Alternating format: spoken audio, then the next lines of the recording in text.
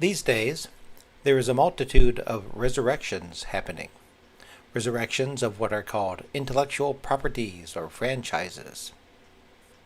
This reminded me of part of the novel by Pierre Boulle, or Boulle, depending on which pronouncer on the web you use. His 1963 novel, Planet of the Apes. This is chapter 28 and 29. We set off a week later. Zira came with us, but she was to return after a few days to look after the Institute in Cornelius's absence. The latter intended staying much longer on the site of the excavations, if these proved to be as interesting as he expected. A special plane had been put at our disposal, a jet machine rather like our first models of this type of aircraft, but very comfortable, and equipped with a small sound-proofed compartment in which we could talk easily. It was here we were sitting, Zira and I, shortly after our departure. I was looking forward to the journey. By now I was completely accustomed to the simian world. I had been neither surprised nor frightened at seeing this big aircraft being piloted by an ape. My only thought was to enjoy the view and the spectacular sight of Betelgeuse rising. We had climbed to a height of about 30,000 feet. The air was remarkably pure, and the giant star could be seen on the horizon like our own sun observed through a telescope. Zira was enchanted by it. "Are there such beautiful dawns as this on Earth?" she asked. "Is your sun as lovely as ours?" I told her it was neither as big nor as red, but it sufficed us. On the other hand, our nocturnal heavenly body was bigger and shed a more intense pale light than Soror's. We felt as happy as school children on a holiday, and I laughed and joked with her as with a very close friend.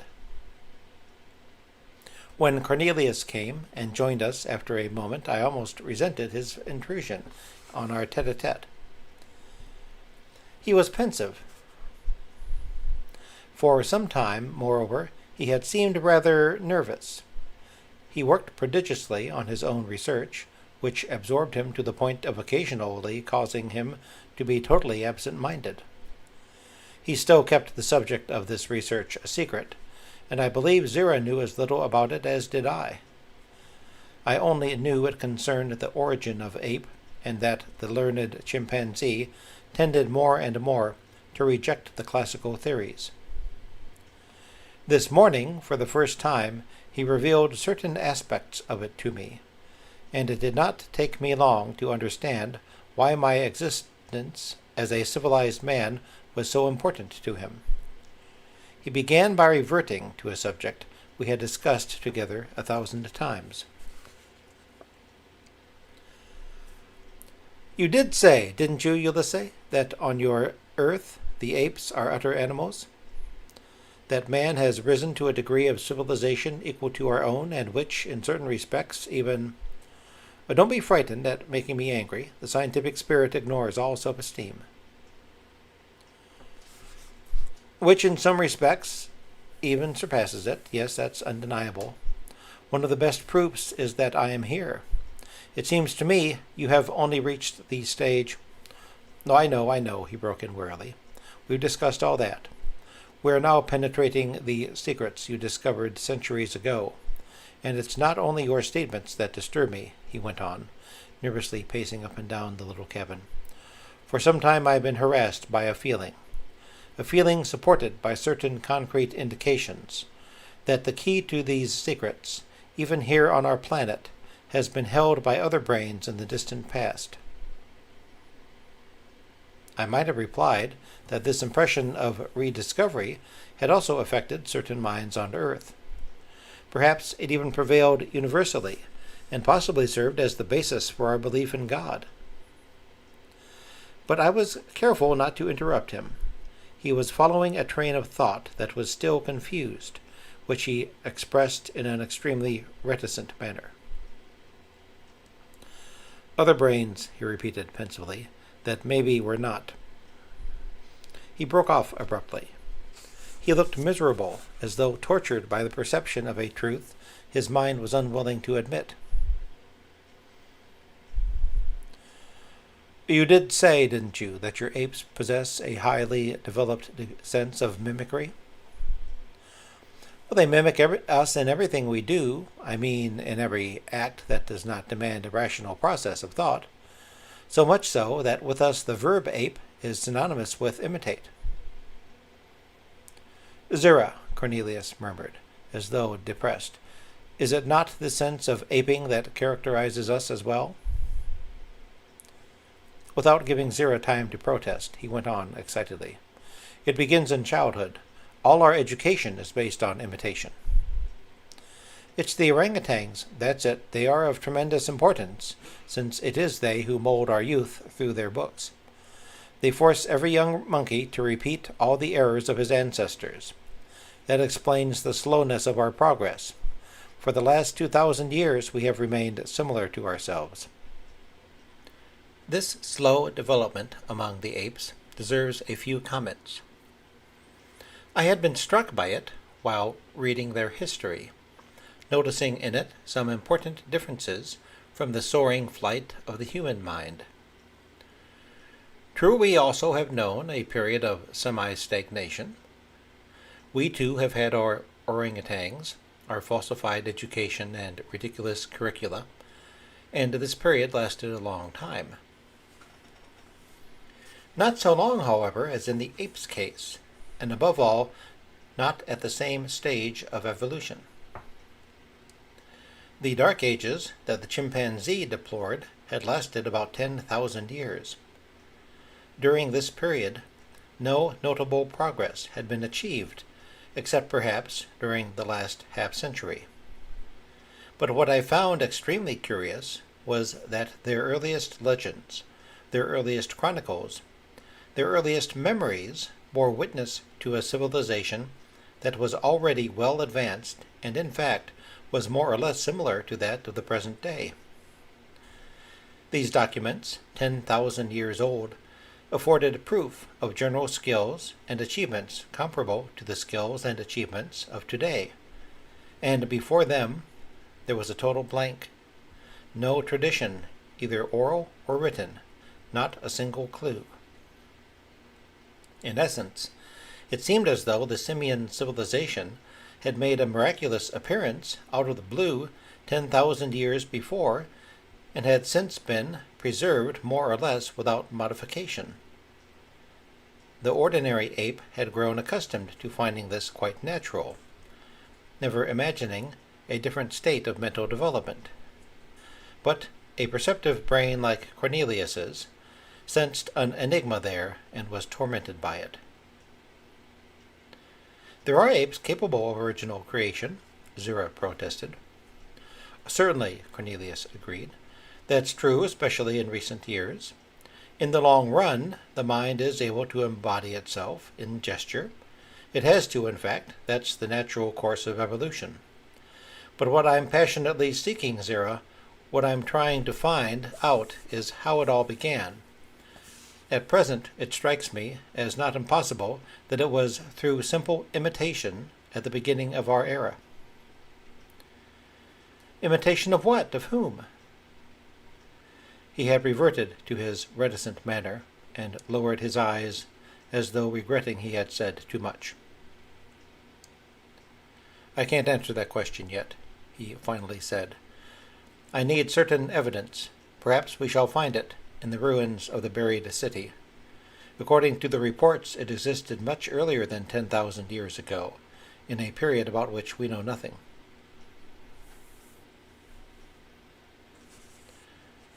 Cornelius had not told me anything more, and I feel he is reluctant to do so, but what I already detect in his theories gives me a strange elation. The archaeologists have laid bare a whole city, buried in the sands of a desert, a city of which nothing remains, alas, but ruins. But these ruins, I am convinced, hold an extraordinary secret that I have vowed to solve. This should be possible for anyone who can observe and deduce which the orangutan who is directing the excavation seems hardly capable of doing. He welcomed Cornelius with the respect due his senior position, but with barely concealed contempt for his youth and the original ideas he sometimes expressed. Digging among stones that crumble at every move, and in sand that sinks under every step, is no easy job. It is now a month since we have been at it. Zira left us some time ago, but Cornelius insists on prolonging his stay. He is as enthusiastic as I am, and convinced that only here, among these relics of the past, is to be found the solution to the great problems tormenting him.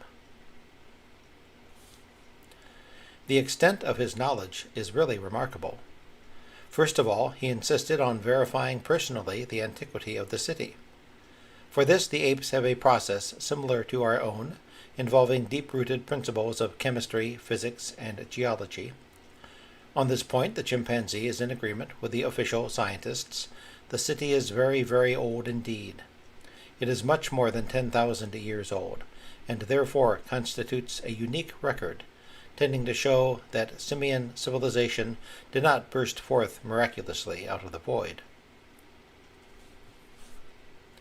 Something existed before this present era. But what? After this month of feverish investigation, we are disappointed, for it seems that this prehistoric city was not very different from those of the present day. We have discovered remnants of houses, traces of factories, vestiges showing that these forebears had motor cars and airplanes, just as apes of today do. These remains indicate that the origins of mind can be traced far back into the past. This is less than Cornelius was expecting, I feel. It is less than I was hoping for. This morning, Cornelius has gone ahead of me to the spot where the workmen have laid bare a house with thick walls made of a sort of reinforced concrete, which seems better preserved than the rest. The inside is filled with sand and debris that they have undertaken to sift. Until yesterday, they had found nothing more than in the other sections, fragments of piping, household appliances, kitchen equipment. I am still idling outside the tent that I share with the scientist.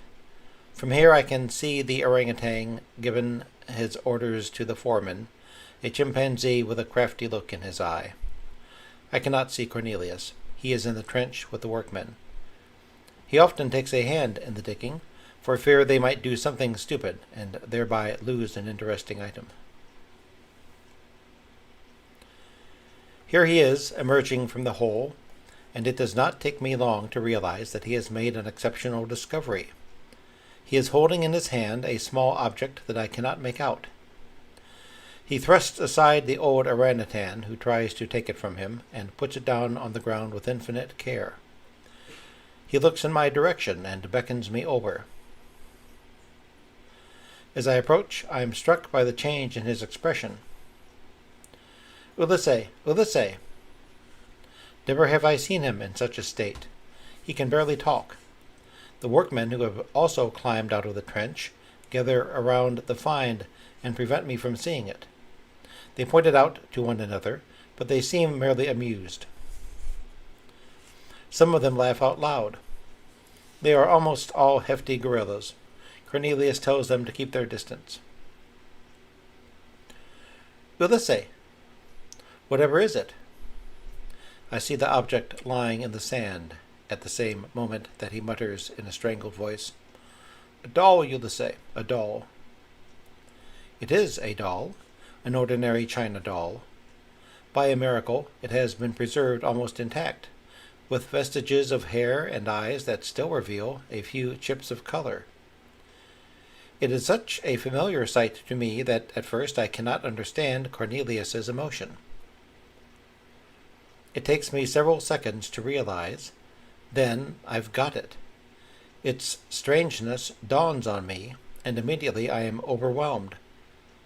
It is a human doll, representing a little girl like one on earth.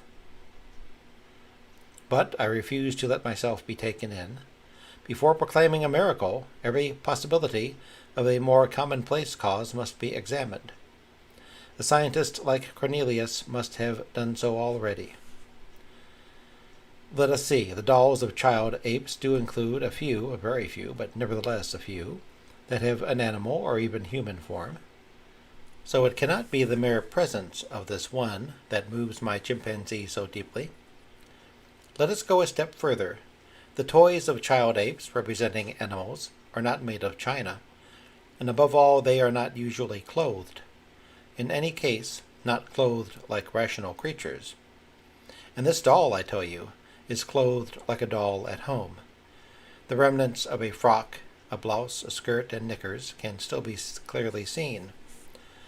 Dressed with the taste that a little girl on earth might show in adorning her favorite doll, with the care that a little she-ape on Sor would take to clothe her ape doll, a care that she would never show to dress up an animal figure like the human figure. I realize more and more clearly the reason for my clever chimpanzee's emotion. And this is not all. The toy presents another anomaly, another oddity, that makes all the workmen laugh and even provokes a smile from the solemn orangutan directing the excavations. The doll talks. It talks like a doll at home. In putting it down, Cornelius happened to press the mechanism, which has been preserved intact, and it talked. Oh, it was not much of a speech. It uttered one word, one simple word of 2 syllables. Papa. Papa, the doll repeats as Cornelius picks it up again and turns it round and round in his nimble hands. The word is the same in French and in the simian language, and no doubt in many other languages of this mysterious cosmos, and it has the same meaning. Papa, the little human doll repeats, and this, above all, is what makes my learned companion's muzzle turn red. This is what affects me so deeply that I have to make an effort not to cry aloud as he leads me aside, bringing his precious discovery with him. The monstrous imbecile, he mutters after a long silence. I know whom he means, and I share his indignation. The old orangutan, with all his decorations, has seen nothing more in it than a simple child ape's toy that an eccentric manufacturer, living in the distant past, has endowed with speech. It is useless to suggest another explanation to him. Cornelius does not even try to do so. The one that comes naturally to his mind, however, seems so disturbing that he keeps it to himself. He does not breathe a word of it even to me, but he knows that I have guessed it. He remains wrapped in thought and silent for the rest of the day. I have the impression that he is now frightened of pursuing his research, and is regretting his semi-revelations. Now that his excitement has subsided, he is sorry I have witnessed his discovery. On the very next day I am given proof that he regrets having brought me here with him. After a night's reflection, he informs me, avoiding my eyes, that he has decided to send me back to the Institute, where I shall be able to continue with more important work than in these ruins. My seat on the aircraft is booked. I shall be leaving in 24 hours. This ends the reading. Thank you for listening.